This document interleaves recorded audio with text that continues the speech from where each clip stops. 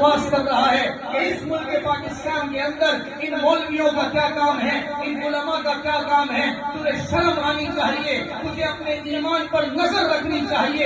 الحمدللہ جب یہ آئین بن رہا تھا، قرارداد بن رہی تھی، میرے بڑے اکابر شیخ الاسلام مفتی تقی عثمانی صاحب جو پوری دنیا گھومے ہوئے ہیں، آپ کے یہ الفاظ سونے کے پانی سے نکلنے چاہیے۔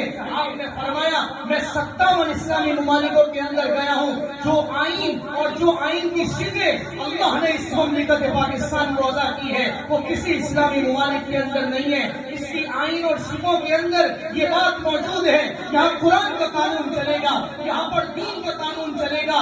چل رہا ہے یا نہیں چل رہا اس سے ہماری قطع نظر، لیکن اس کا وجود اس نام پر ہوا ہے۔ الحمدللہ یہاں پر کھلے عام خطیب تقریر کر سکتا ہے، قاری تلاوت کر سکتا ہے، اور انشاءاللہ یہ کرتے رہیں گے۔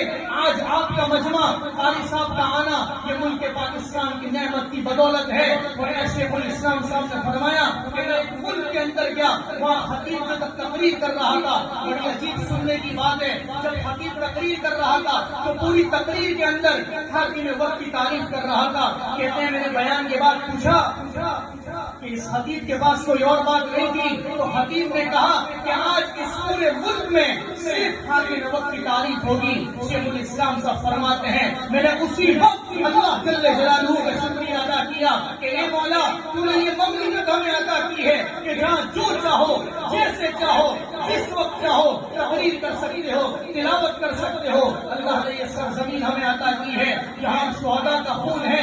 سلام عقیدت پیش کرتا ہوں ان علماء کو جن کی گردنیں درختوں میں لگتی، سلام عقیدت پیش کرتا ہوں ان ماؤں کو جو بیوائیں ہوئی، سلام عقیدت پیش کرتا ہوں ان بچوں کو جو بیوہ ہوئے۔ مجھے وہ الفاظ یاد آتے ہیں، میں حیران ہوتا ہوں کہ جب وہاں سے انڈیا سے پاکستان آنے کے لیے ٹرین کے اندر بیٹھتے زندہ سلامت ہوتے، جب لاہور کے اندر ٹرین سے اترتے تو ان کے جسم کٹے ہوئے ہوتے۔